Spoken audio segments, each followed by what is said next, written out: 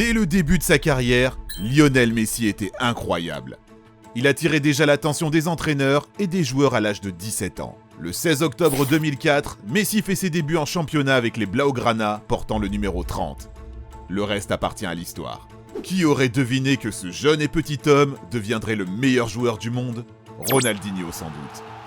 Le Brésilien n'a pas hésité à le prendre sous son aile. Ce sont les prémices d'un véritable conte de fées qui continue encore aujourd'hui.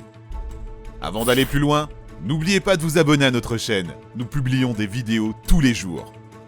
Le 10 mars 2007, le monde entier fait la connaissance du joueur exceptionnel qu'est Léo Messi et de ce qu'il pourrait devenir à l'avenir. Ce jour-là, le jeune Argentin réalise le coup du chapeau face au rival historique, le Real Madrid. Dès que Los Blancos prenait l'avantage, Messi prenait les choses en main et marquait un but. Aujourd'hui, 13 ans plus tard, Lionel Messi est devenu le recordman de buts marqués et de passes décisives délivrées dans le match le plus attendu de l'année, le Classico. À plusieurs reprises, l'Argentin a su tirer son épingle du jeu dans ses rencontres stratosphériques, opposant deux superpuissances du football. Bien que Messi soit dans la liste des joueurs ayant marqué le plus de buts avec son équipe nationale, il est toujours en quête d'un titre avec l'Argentine. À ce jour, la médaille d'or des JO est son seul succès semi-professionnel avec l'Albiceleste. Messi était un élément majeur de la victoire de l'Argentine à Pékin, à l'occasion des JO de 2008. Il a inscrit 2 buts lors de cette compétition. Jusqu'en 2009, le monde connaissait les fulgurances magiques de Léo sur différentes occasions, mais personne ne pouvait évaluer sa régularité.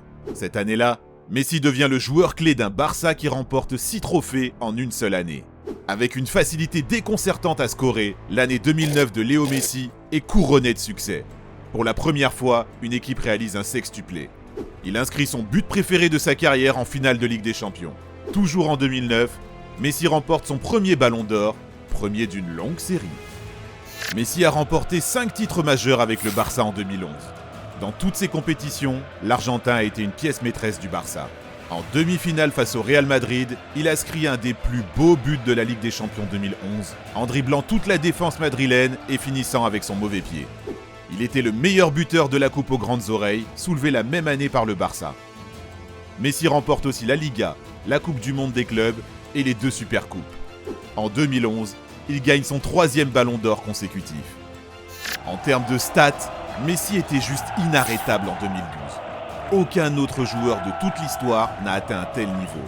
Il a inscrit 91 buts en une année, battant le record de 85 buts de Müller. C'était une véritable bête, et ce n'est pas tout. Messi est devenu le premier joueur de l'histoire à remporter 4 ballons d'or. Sans doute l'un des plus tristes moments de la carrière de Léo Messi. Atteindre la finale d'une Coupe du Monde reste tout de même une performance incroyable. Il ne manque qu'un trophée au palmarès du génie argentin. C'est un titre international. Il n'a jamais été aussi proche de gagner une Coupe du Monde, titre qui fuit à l'Argentine depuis plusieurs décennies maintenant. Messi a été une fois de plus très bon. 4 buts et une passe D pour l'Argentin dans ce tournoi. Et le point noir est cette défaite en finale face à l'Allemagne. En lot de consolation, Léo Messi décroche le titre de meilleur joueur du tournoi, mérité pour l'ensemble de son œuvre au Brésil. Après l'échec en finale de Coupe du Monde, Messi n'abandonne pas. Il retrouve sa motivation, sa forme, il s'est rempli de passion et montre à nouveau au monde qui il est vraiment. En marquant des buts cruciaux dans les grands matchs, il a remporté un autre triplé avec le Barça et a joué un rôle énorme lors de cette saison légendaire. Grâce à son impact sur le jeu du Barça, il apporte une fois de plus le ballon d'or et il devient l'unique personne à l'avoir gagné 5 fois. C'est tout simplement historique. Messi était aussi pour la 5e fois le meilleur buteur de la Ligue des Champions. 2015 a été une année spectaculaire dans la carrière déjà brillante de l'Argentin. Messi est trop fort pour la Liga. En 2018, Messi contribue fortement à la série d'invincibilité du Barça de 43 matchs. C'est un record en Liga.